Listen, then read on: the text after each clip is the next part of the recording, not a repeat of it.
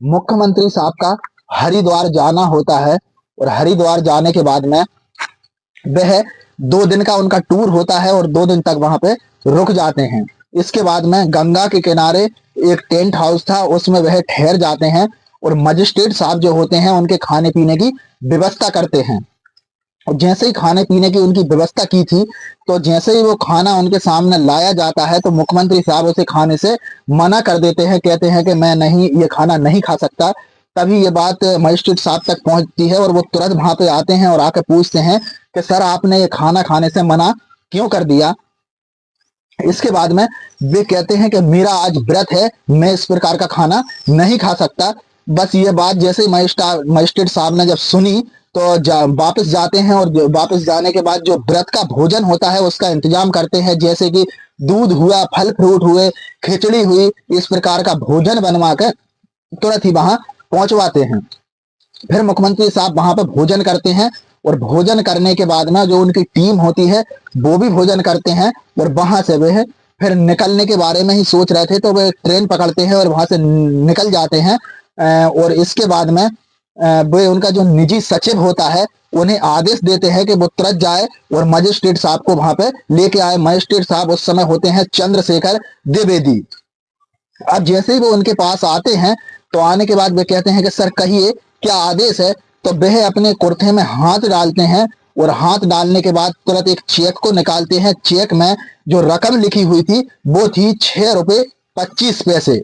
जैसे ही मजिस्ट्रेट साहब ने उस चेक को देखा तो कहा कि सर आप मुझे क्यों शर्मिंदा कर रहे हैं और उसकी क्या जरूरत थी।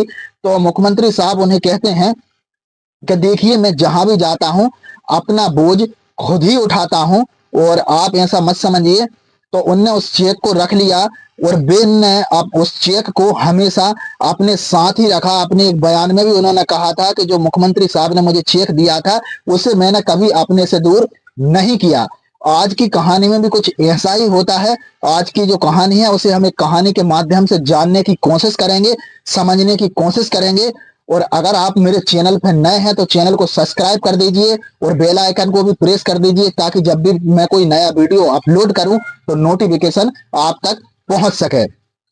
तो आज की जो कहानी है, कहानी शुरू होती है उत्तर प्रदेश के जिला इटावा का एक थाना लगता है उसरा आहार। ये 1979 की ये बात है, अगस्त का महीना था।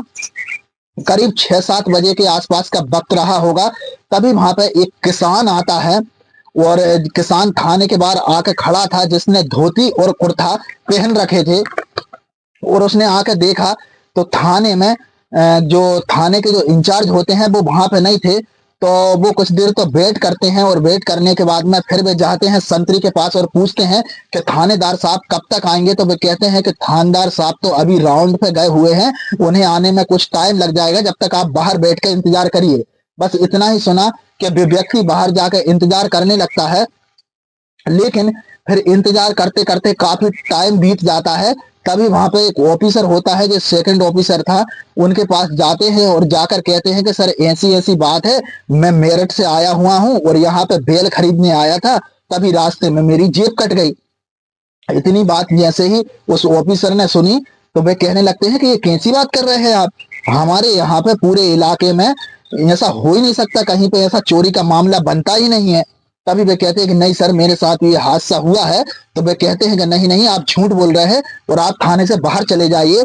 और वे व्यक्ति को थाने से बाहर निकाल देते हैं। और जब वे थाने से बाहर जब निकाल देते हैं तो वो कुछ देर और इंतजार करते हैं। इसके बाद में जो थाने के इंचार्ज साहब थे, थानेदार, वो वहां पे आते हैं।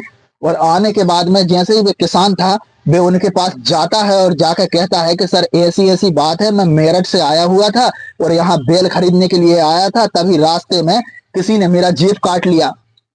इतनी बात जैसे ही थानेदार साहब ने सुनी तो वो भी उसी प्रकार का जवाब दे रहे हैं। कहने लगे कि आप ये कैसी बात कर रहे हैं, आप एक बुजुर्ग आदमी हैं और आपकी जेब कौन काटेगा और आपके पास इतने सारे पैसे आए कहां से। उस समय की बात है, उस समय में करीबन 1979 में 10,000 रुपए की बहुत ज्यादा वैल्यू हुआ करती थी।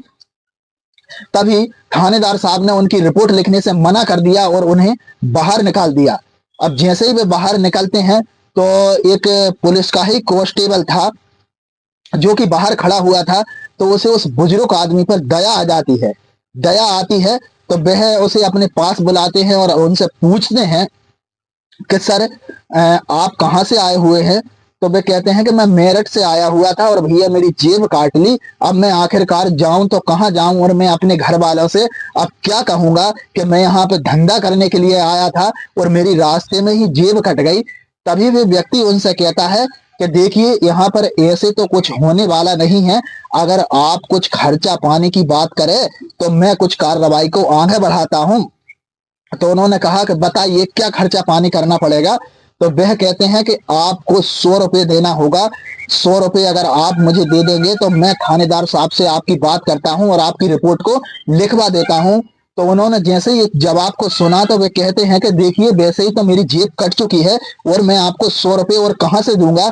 इतनी बात सुनी तो वे कहने लगे अगर आप कुछ खर्चा पानी नहीं करेंगे तो फिर आपका जो काम है, जो रिपोर्ट है, वो कैसे लिखी जाएगी। इसके बाद में उनके बीच में काफी बातें होती है। इसके बाद वह सौदा जो होता है वो 35 रुपये पे आकर टूट जाता है और 35 रुपये पे आकर जब बातें होती है तो वह व्यक्ति जो कांस्टेबल होता है वो उन्हें अंदर ले जाता है और अंदर ले जाने के बाद में थानेदार साहब से कहता है कि सर मेरी वो बुजुर्ग आदमी से बात हो गई है और मैंने उनसे बात कर ली और 35 रुपये में सौदा हुआ है सर। तो वह जो थानेदार साहब थे वह कहते हैं कि आपने बहुत अच्छा किया जो डील कर ली, ठीक है जो ऑफिसर बैठे हैं उस तरफ उनके पास उन्हें ले जाइए और उनकी रिपोर्ट लिखिए। जैसे ही उनके पास में वो बुजुर्ग आदमी बोलता जा रहा था और वो ऑफिसर उनकी रिपोर्ट को दर्ज कर रहे थे। अब इसके पास में जब बाकायदा रिपोर्ट को लिखा जाता है, रिपोर्ट लिखने के बाद में वह जो पेट होता है जिससे अंगूठा लगवाया जाता है तो उसको वहां पे लाया जाता है और जैसे ही पेट को उनके सामने रखा जाता है तो वे कहते हैं कि एक काम करिए मुझे पेन दीजिए मैं साइन करूंगा।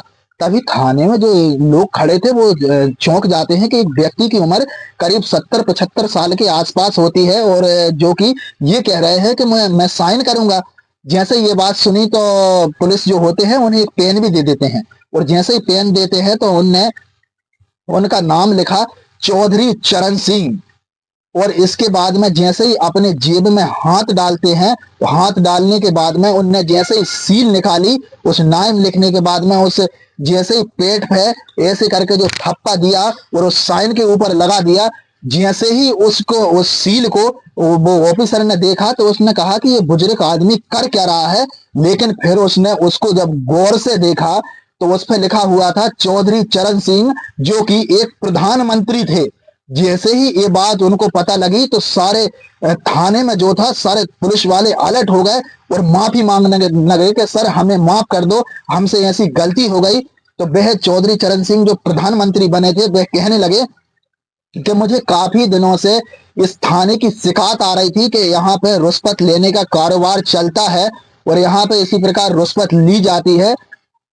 इसके बाद जो चौधरी चरण सिंह प्रधानमंत्री जी होते हैं उन्होंने उस पूरे थाने को ही सस्पेंड कर दिया और मैं सल्यूट करता हूं ऐसे प्रधानमंत्री को जो कि इस प्रकार निरीक्षण करते हैं। और उनके बारे में ये भी बताया जाता था कि जब वो घर से संसद तक जाते थे तो बल्कि कोई कार नहीं बल्कि वो पैदल चल के ही जाते थे और जब वे पैदल चल पड़ते थे तो उनके पीछे जो अधिकारी है वो भी पीछे पीछे चलने लगते थे।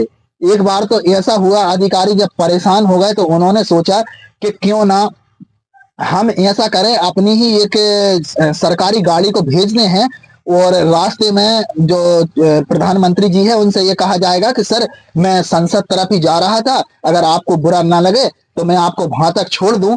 लेकिन जैसे ही ये बात जब चौधरी चरण सिंह को जब पता लगती है तो वो अपने ही अधिकारी को डांटते हैं, फटकारते हैं और कहते हैं कि मेरे काम में दखल अंदाजी करने की कोशिश कभी मत करना। और इस पूरी घटनाक्रम को सुनाना किसी के दिल को ठेस पहुंचाना नहीं है बल्कि आपको जागरूक करना है। और ऐसे प्रधानमंत्री को मैं सल्यूट करता हूं। जय हिंद, जय